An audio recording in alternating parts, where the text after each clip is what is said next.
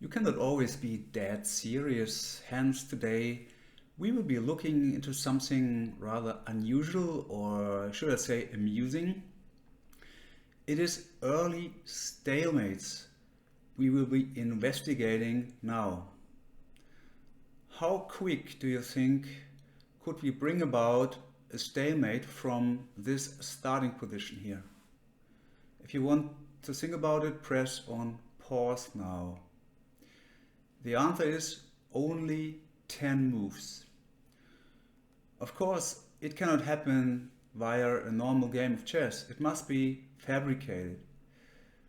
We owe the solution to this riddle to the famous American composer Samuel Loyd.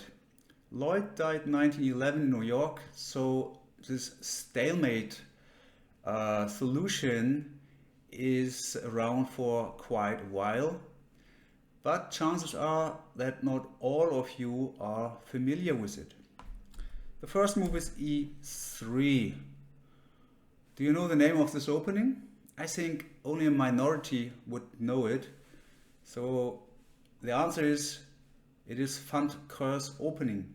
The Van Cur's opening, named after the Dutch player Maarten van Cur's.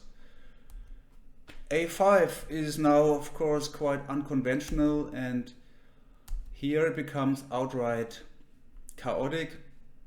Black is leaving his rook for the taking, and white is even offering his queen. But we are in compliance mode, so pieces are not captured. The queen is continuing with her kamikaze policy and is continuously ignored by black. And now it only takes one more move to bring about the stalemate. Stalemate after 10 moves, or to be more exact, 19 half moves. Now, for the sake of completeness, I will show you the same pattern with black from black's perspective. Now black is bringing about a stalemate to white's position. It's a bit different, but the final pattern will be the same, as you will find out. And again, after queen d3, now we have the white's position being completely void of any legal moves. So that was quite good for the start. How could we now increase this feat? As you see, the stalemate is partly due to a lot of white's pieces having eaten here, so they cannot move because they have left the board. More of a challenge is now a stalemate where you don't take any of your opponent's pieces. How quick do you think can this be constructed? Actually, you only need 2 more moves, so we will now see a stalemate in only 12 moves when there are no pieces taken away. It starts with d4, d6, and things are more civilized here because we don't see any violence here, at least not now.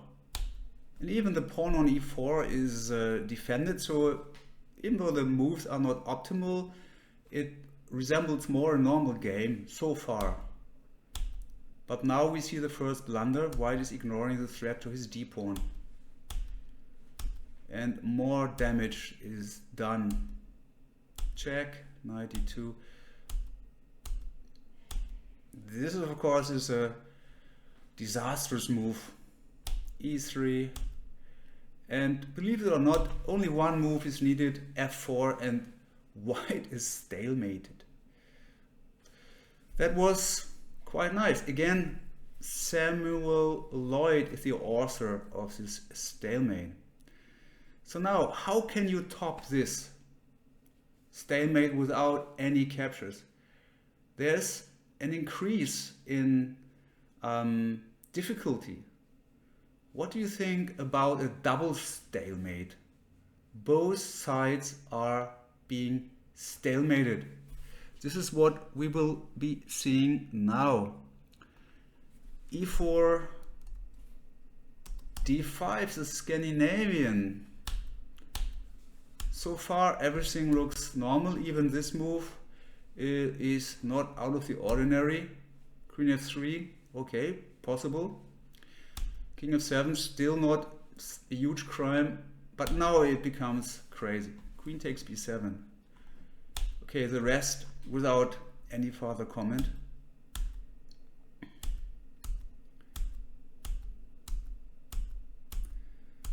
Of course, for the double stalemate, there has to be a lot of captures.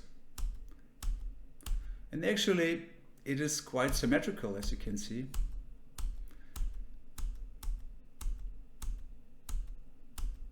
And suddenly, no one can make a move anymore. That's a double stalemate after only 19 moves. Stalemate in Germany is called Patt, so P-A-T-T. By the way, mate is called Matt, so stalemate and mate in the German language is quite similar. P-A-T-T, that's the name for stalemate, and in English we would call it a double stalemate. We could also call it in German Doppelpatt, but I prefer the name Patt-Patt. That's a Patt-Patt exercise here. Now, is there any kind of increase in challenge if it comes to early stalemates? We have seen the stalemate without any captures. We have even seen the double stalemate. What better can be presented now? There is, I think, one increase still to be discovered. A stalemate, an early stalemate from a real game. Well, this is something really extraordinary. Let's show you how this happens. So now we are following a real game.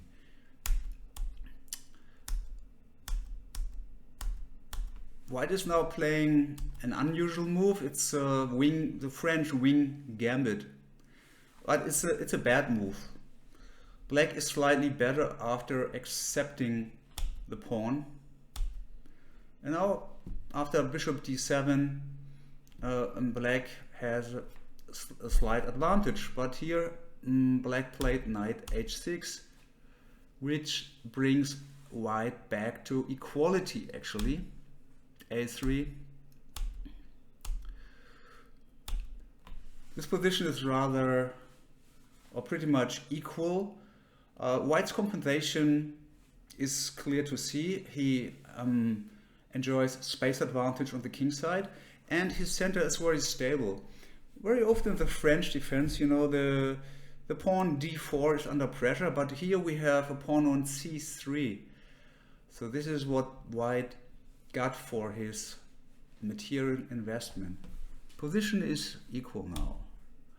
But now white made a mistake. He should have played something like bishop d3. Something in this spirit here. When it becomes a bit wild now. This is just one exemplary line given by the engine. We see a complete chaos, but all the way it was equal. Now instead of bishop d3, white played a mistake. Knight b5, question mark. Now black gets the upper hand again. And now queen c8 would be the best move. Okay, bishop e7 happened, bringing white back into equality territory. And now came a mistake. F takes e6. This was really a huge mistake. No, F takes e6. After rook a8, queen a8, f6, the position is quite unclear. So white is not worse in this position. But instead he took on e6. And you can see now the disaster which just has been done. The F file is now open. The point F3 is weak. The point F2 behind the knight is weak. Black not only has an extra pawn, he has also positional advantages here. And we can conclude that Black is clearly winning here in this position. I don't comment now on the following moves. The evaluation did not change. Black is winning, and until the end, let's say close to the end, he was clearly winning all the time along. So you can see Black is up a pawn and has positional advantages as well.